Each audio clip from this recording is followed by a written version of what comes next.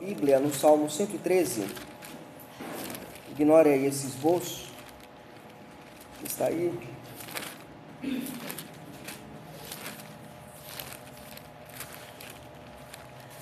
Salmo 113.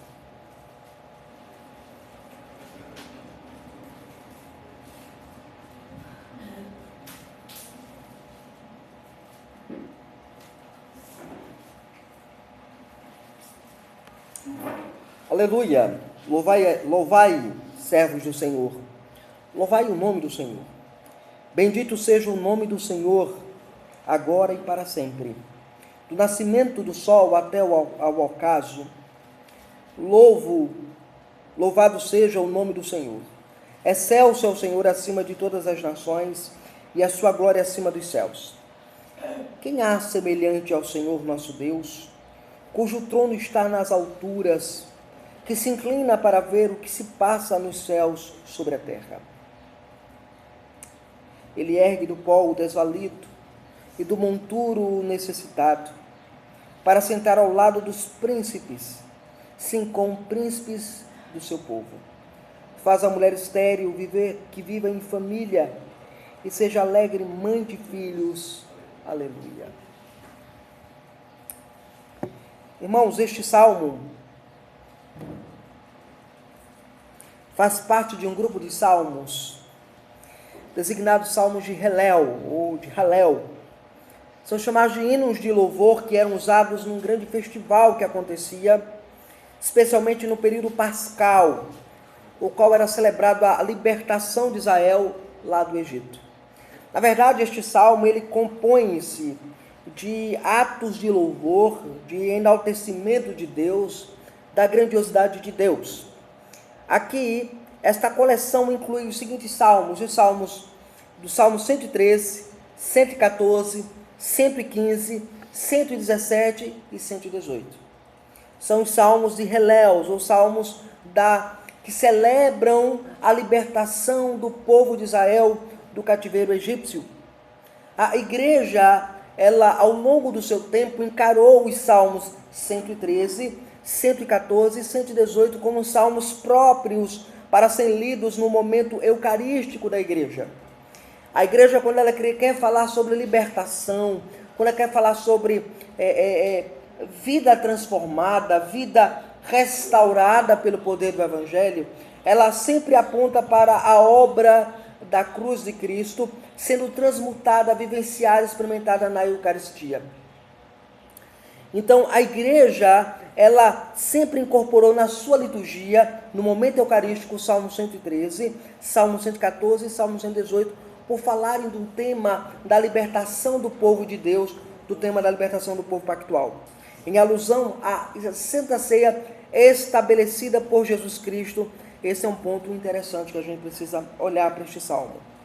No Salmo 113, irmãos, é claramente um salmo de louvor descritivo. Basta você ler o salmo, você verá que é um salmo que fala do louvor descrito. O salmista, ele descreve o louvor de Deus em atitudes, em ações, em visitações divinas. É um hino comunal, é um hino da comunidade, é um hino do povo pactual. Ele se dirige ao povo pactual, ele se dirige àquele que adora a Deus, ele se dirige àquele que cultua a Deus. Este salmo, ele começa com um chamado ao louvor dos versos de 1 a 3.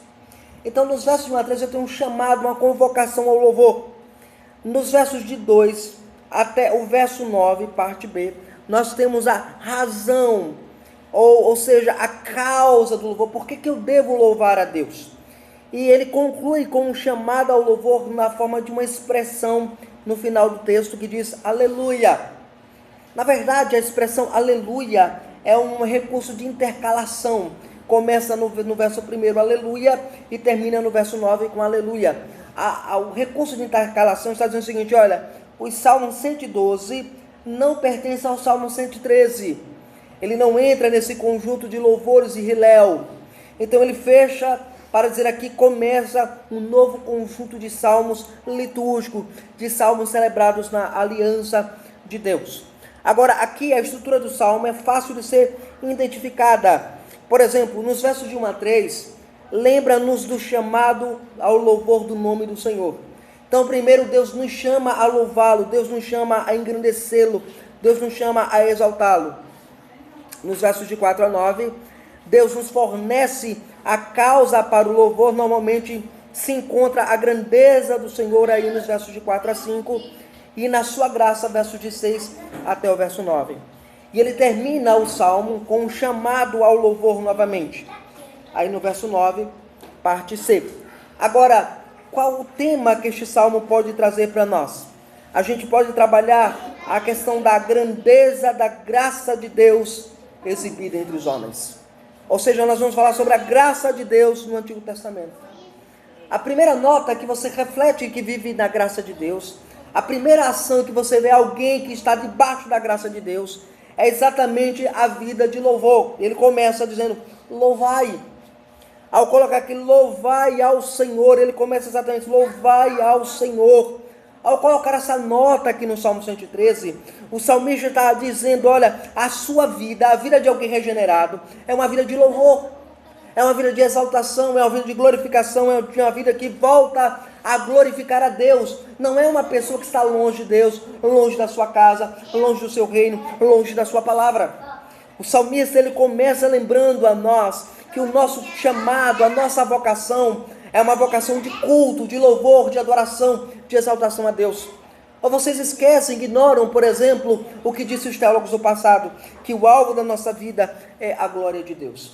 Viver para a glória de Deus, irmãos, implica em viver para culto, viver para adoração, viver para o louvor. Aqui nós aprendemos na Escritura Sagrada, irmãos, que o nosso papel como crentes é viver para o louvor a Deus. E diante disso, como nós podemos desenvolver esse texto e aplicá-lo à nossa vida? Primeiro, há um chamado ao louvor a Deus. Versos de 1 a 13 aqui nesse texto, ele diz, aleluia, louvai servos do Senhor, louvai o nome do Senhor, bendito seja o nome do Senhor, agora e para sempre, do nascimento do sol até o ocaso, louvado seja o nome do Senhor. Primeiro, agora o salmista chama os servos do Senhor.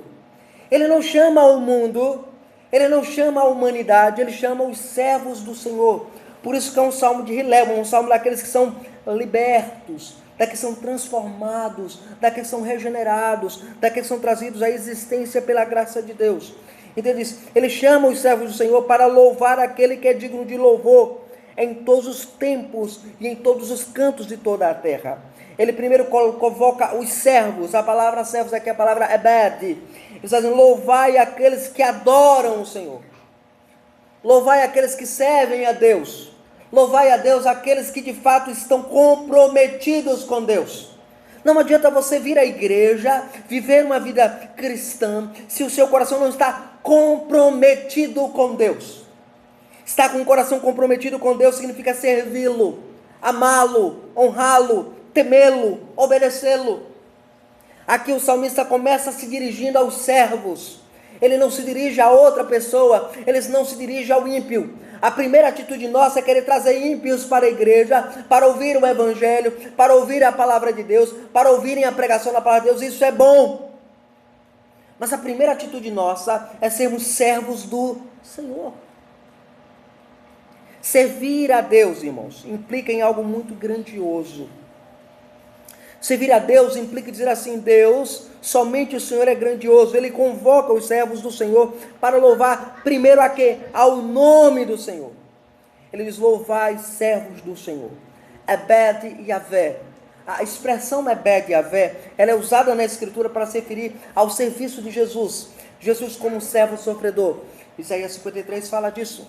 Mas também a palavra Ebed é usada para descrever aqueles que adoram a Deus, aqueles que cultuam a Deus, aqueles que celebram a Deus, aqueles que estão em culto diante de Deus. Então, servos do Senhor aqui está dizendo, você pertence a Deus.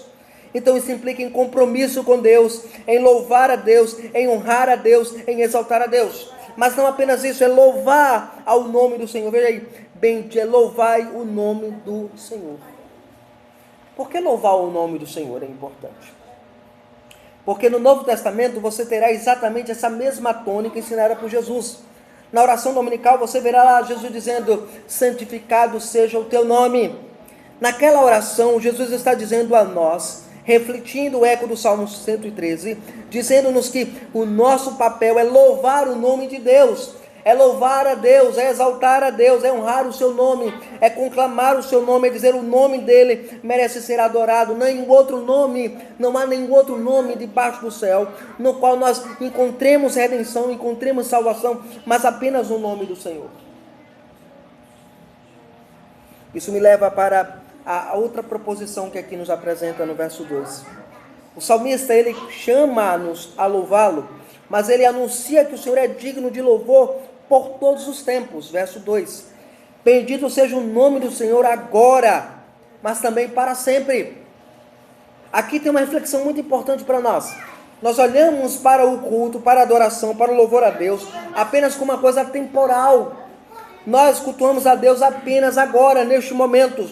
Ignoramos que a nossa vida é uma vida de culto, de adoração, de louvor, de celebração a Deus.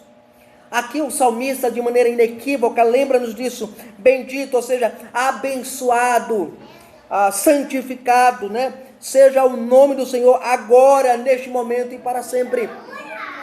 A expressão Barak, que aparece aqui na língua original, aponta para a atitude de abençoar aquele que é bem abençoador, abençoar o benevolente, abençoar aquele que é grandioso, abençoar a Deus. Bendito seja o nome de Yahvé. Notaram que o nome aqui é Yahvé, é o Deus da aliança, é o Deus do pacto. Aqui uma vez Davi está dizendo a nós, olha, louvem a Deus, celebrem a Deus, honrem o seu nome. Vocês carregam o nome de Deus, vocês carregam o nome do Senhor, mas louvem a Deus agora, mas para sempre. Aqui o anúncio é que o Senhor é digno de louvor por todos os tempos, por todas as horas, por todos os minutos. Você só lembra de louvar a Deus quando está no domingo na igreja. Você só lembra de louvar a Deus quando vem ao culto. Você só lembra que Deus existe durante o momento dominical. Você esquece que durante toda a sua vida é uma vida de louvor a Deus. Esse louvor a Deus é um louvor eterno, é um louvor que perpassa os séculos. Ele é agora, mas ele é para sempre. Mas também isso me leva para a terceira proposição que o verso 3 apresenta a nós.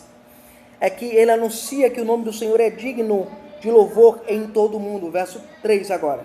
Do nascimento do sol até o ocaso, ou seja, do nascimento do sol até o pôr do sol. Louvado seja o nome do Senhor. Aqui a expressão que o salmista usa é uma expressão poética. Diz assim, ó, do oriente ao ocidente, de um ponto a outro, da extremidade da terra a outra extremidade da terra, é necessário que os homens louvem a Deus. E agora sim, há um chamado dentro da liturgia, dentro do culto, dentro da adoração, em chamar o mundo, dizer, mundo, venha louvar a Deus, louve a Deus, porque Ele é criador de todas as coisas. A criação deveria estar louvando a Deus, as obras da criação deveriam estar cultuando a Deus, os homens deveriam estar celebrando o culto a Deus. Apenas a igreja reconhece esse fato. Apenas a igreja reconhece que ela é chamada a cultuar a Deus. Mas isso me leva para a segunda proposição. O salmista não apenas nos convida, nos chama ao louvor, mas o salmista também apresenta as causas para louvar a Deus. Está aí nos versos 4 a 9 do nosso texto. O salmista relata o fato de que Deus, que é o Senhor, se colocou acima de todas as coisas e que se reúne para livrar as pessoas de sua degradação e da sua profunda angústia. Está aí no verso número 4. Ele diz, excelso é o Senhor acima de todas as nações e a sua glória acima dos céus. Quem há semelhante ao Senhor nosso Deus, cujo trono está nas alturas?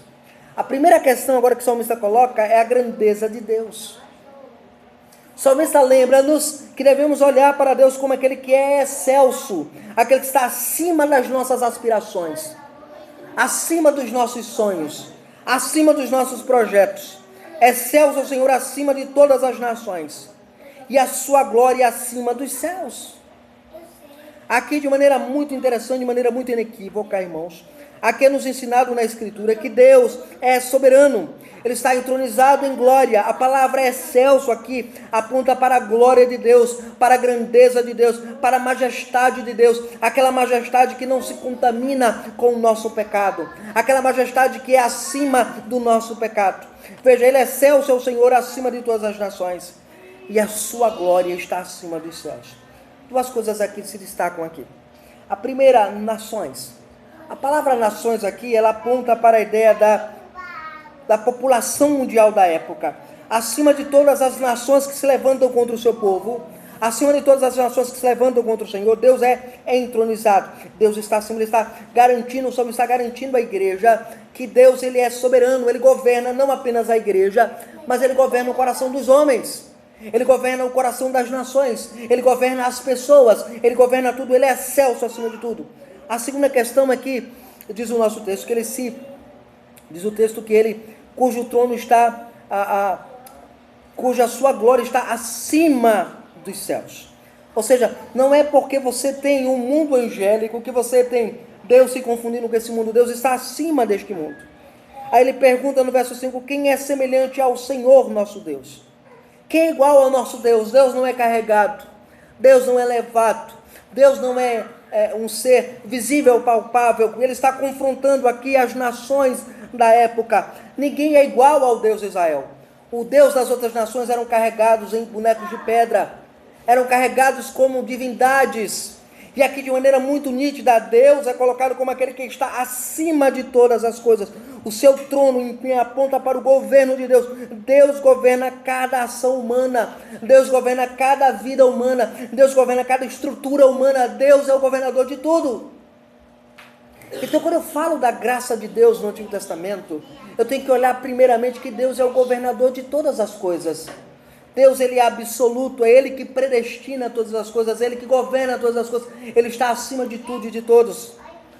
Agora, a segunda proposição que nós vemos aqui no texto é a proposição da graça de Deus presente neste texto. Nos versos de 6 até o verso 9, agora o salmista começa a mostrar para nós a graça de Deus. Ele diz que se inclina para ver o que se passa no céu e sobre a terra. Ele ergue do pó o desvalido e do monturo o necessitado, para o assentar ao lado dos príncipes, sim, com os príncipes do seu povo, faz com que a mulher estéril viva em família e seja alegre mãe de filhos. Aqui, irmãos, a primeira questão que nós vemos aqui é que Ele é um Deus condescendente. Ele se condescende a atender às necessidades dos seus servos. Ele diz no verso número 6, que Deus se inclina para ver o que se passa primeiro nos céus, mas também o que se passa para ver sobre a terra. Aqui, de maneira muito curiosa, de maneira muito bíblica, aqui nós vemos Deus como aquele que olha para os céus, e Ele é grande acima dos céus. Ele procura ver os céus, ver nos céus o que se passa nos céus, mas Ele olha agora para os seus servos também na terra. Aqui aponta para que Deus olha para as nossas necessidades. Deus sabe o que nós passamos, Deus sabe o que nós sofremos, Deus sabe o que nós enfrentamos. Então, quando eu olho para a descrição bíblica da soberania de Deus aqui nesse texto, ela fala da graça de Deus. Ele desce para cuidar da sua criação, verso 6. Ele cuida, ele se inclina para ver do que se passa no gênero humano, na terra, no mundo. Aqui Deus é o Deus cuidador, é o Deus trabalhador, é o Deus que trabalha em prol do seu povo, é o Deus que trabalha em prol da igreja, mas Ele mostra com isso a sua graça, a graça benevolente de Deus. Deus é gracioso em vir em direção ao homem, Deus é gracioso em direção à humanidade. Mas também, nos versos de 7 até o verso 8 agora, Ele exalta ao pobre e miserável para um lugar de honra e de glória. Ele diz, Ele ergue do pó o desvalido e do monturo necessitado, para assentar ao lado dos príncipes, sim, com os príncipes do seu povo. Aqui, irmãos, de maneira muito interessante, ele se dirige agora para aquele que é necessitado, para aquele que sofre, para aquele que padece. Aqui o salmista, de maneira inequívoca, lembra-nos o papel de Deus. Qual é o papel de Deus? Deus cuida de nós. Não importa quanto tempo nós passamos por privações, por aflições, por angústias, por necessidades. É nos dito no texto que Deus cuida de nós. Deus está cuidando de nós. Ele faz com que aquele que é pobre e necessitado se sente do lado dos príncipes. E ele sim, com os príncipes dos povos, ele está dizendo assim, Deus coloca-nos em lugar de honra. Mesmo quando nós sofremos, mesmo quando nós passamos por provações, privações, necessidades agudas, Deus nos coloca em lugares amenos, em lugares onde Deus de fato é soberano, onde somente Deus poderia nos colocar, onde somente Deus poderia nos dirigir, onde somente Deus poderia nos colocar, nos evocar como Deus soberano. E aí uma resposta que ele faz, está no verso 9, primeira linha. Faz com que a mulher estéril viva em família e seja alegre mãe de filhos. Aqui é o reflexo maior da graça de Deus no Antigo Testamento. Uma mulher que não pudesse ter filhos no Antigo Testamento era vista como desagraciada.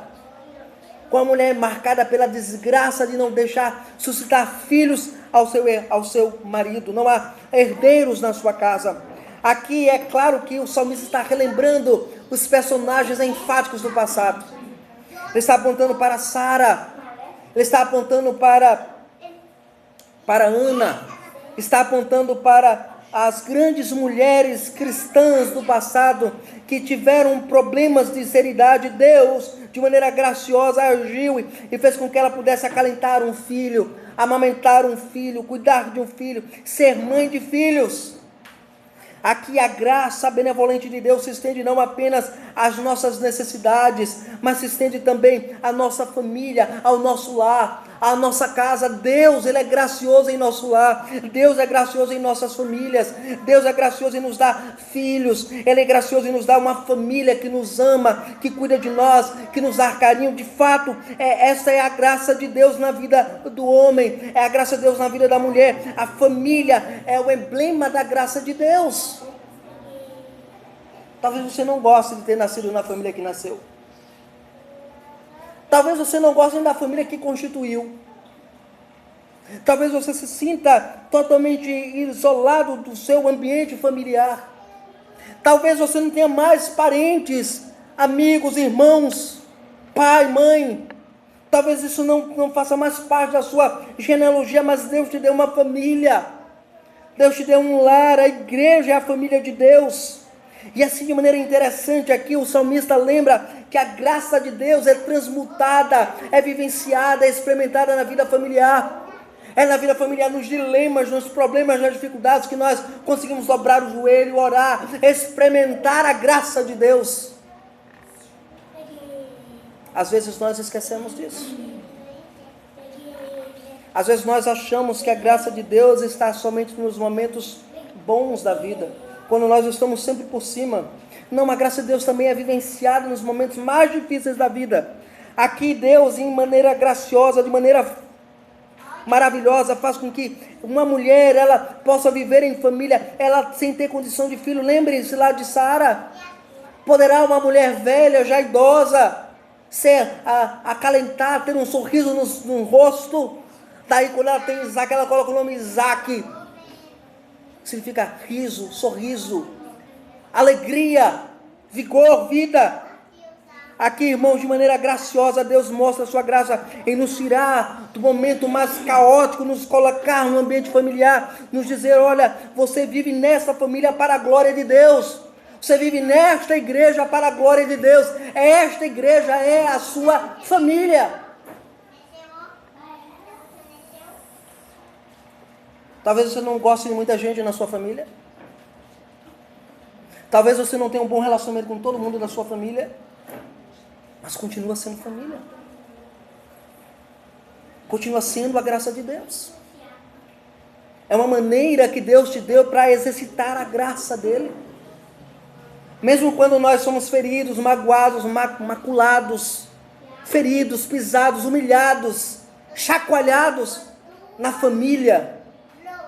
É uma maneira que Deus está treinando a nossa vida em experimentar a graça do perdão, a graça do amor, a graça de viver juntos, a graça de confrontar um pecado do outro. Isso é graça.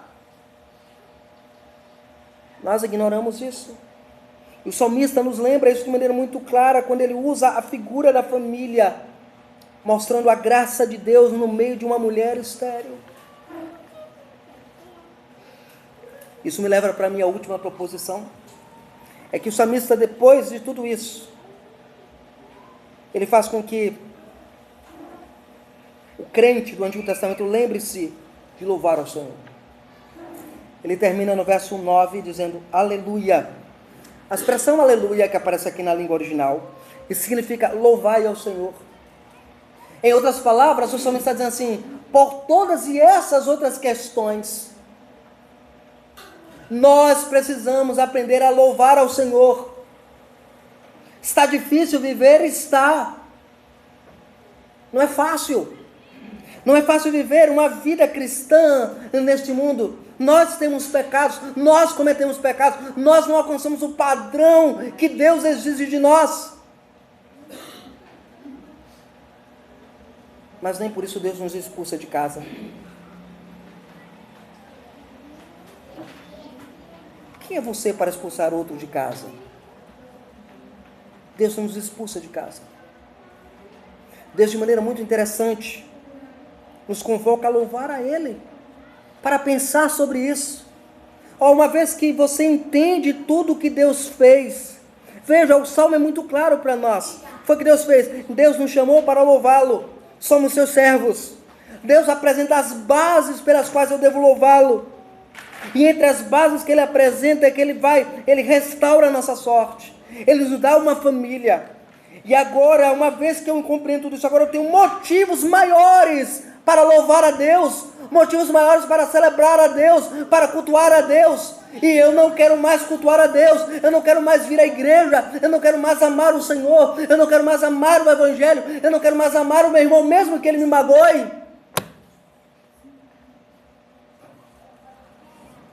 Mas deixa eu dizer uma coisa para você. Esta é a igreja do Senhor. Esta é a família que o Senhor lhe deu. Você não pode chegar para Deus e dizer, Deus me dá outra mãe, Deus me dá outro pai.